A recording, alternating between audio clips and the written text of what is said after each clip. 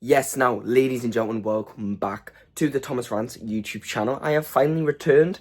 I've been gone probably over a week. I've been seriously unwell. I have a great excuse this time.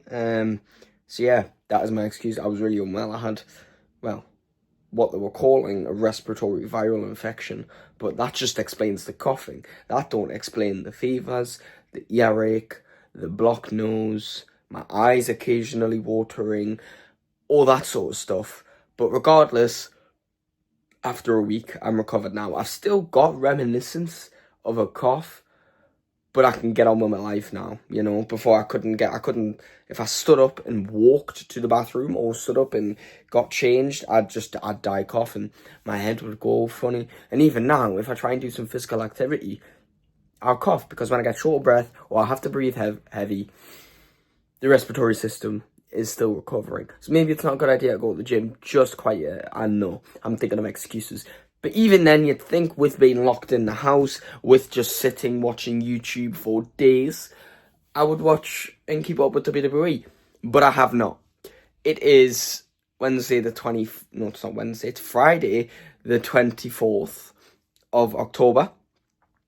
I have not watched the Tuesday 22nd edition of, no, 21st edition of NXT. I have not watched the Raw 20th of October edition.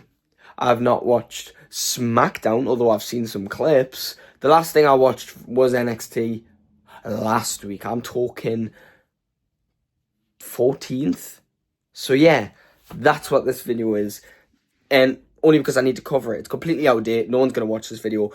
But I need to stick to what I said I was going to do. And that is every single episode. So, brief just recap. Because not a lot happened.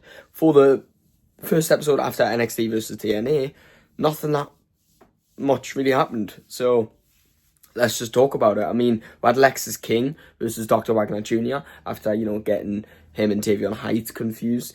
Ultimate heel, by the way, Lexus King, the ultimate heel. Dr. Wagner Jr. is pretty impressive, and he ended up getting the win. And then we had a bit of a promo off between Dr. Wagner Jr. and Ethan Page. As we know, they've had a long going feud for that NXT North American title, and whatever belt Dr. Wagner Jr. is holding, I'm not going to try and pronounce it, because I forgot what it is, and I'm just going to embarrass myself if I do that. So, yeah.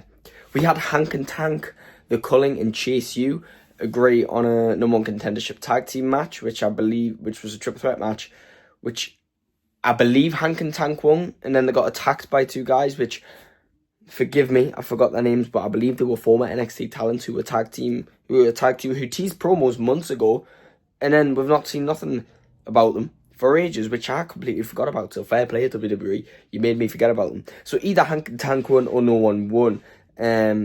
I think no one won, and it was ruled a disqualification, which, if you ask me, is stupid because it's a triple threat, but whatever. I can't exactly remember, but one of those things happened. Yeah. We had Josh Briggs versus Matt Cardona. Matt Cardona on WWE television. I mean, we knew this match was happening because last week on TNA versus NXT, they asked it to happen. And just like a bunch of TNA wrestlers did last week, I wanted Matt Cardona to come out to Zack Ryder's old theme tune. And he didn't do it. I gotta say, I'm disappointed. I'm even more disappointed that they had Josh Briggs win. I get it, put him over and all that. But man, the disrespect to Matt Cardona. You couldn't put Zack Ryder over, and now you can't even put Matt Cardona over? Fuck you. I'm not having it. I'm not happy about it. Let's not do that, please. No thanks. No, not for me. And then in other news, we had Trick Williams. Well, Ricky Sainz, but Trick Williams. Both challenge each other. We're going to get Ricky Sainz, Trick Williams for the NXT title contract signing coming next week. I don't mind it. Ricky Sainz just beat Obafemi with DDTs.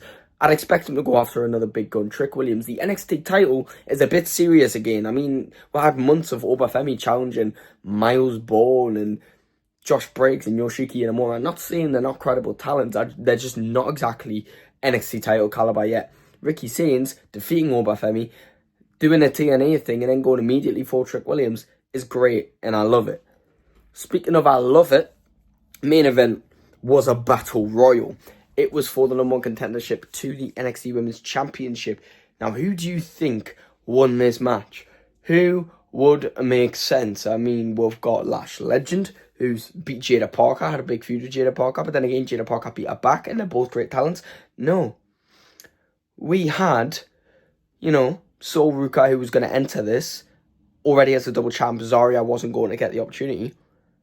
Instead, Zarya had to have a match with Blake Monroe, in which, because of Sol Ruka distracting the referee, Blake Monroe stabs Zarya in the throat with a fucking hairpin and beats her.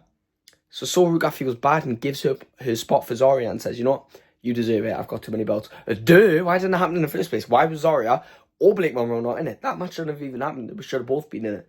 But regardless, Zarya didn't get the win, so it was meaningless. TATUM PAXLEY actually got the win, which is crazy. Didn't see it coming, but then again, about 2 months ago, we were having the revival arc of TATUM PAXLEY when Izzy Dame took her under her wing. Only that's been in jeopardy the last couple of weeks when Lyra Valkyria, for some apparent reason, has been showing up and trying to befriend TATUM PAXLEY. And I still don't get why it's happening, but it's happening. And she ended up winning, and it, Izzy Dame didn't pretend to be happy for her. She was fully pissed. She was fully pissed that it wasn't her. But hey, I'd rather see TATUM PAXLEY challenge for the title. So that's going to be interesting. That's coming up at Halloween Havoc. And final news, Lainey Reid last week, after she told Fatal Influence that she was the one that attacked Jasmine Nicholls and she was the one that helped them win the match, has now been confirmed a third member of Fatal Influence, which I don't get why. Was that the whole reason why they got rid of Jasmine Nicholls? Was Jasmine Nicholls just left WWE and that was a way of writing her off?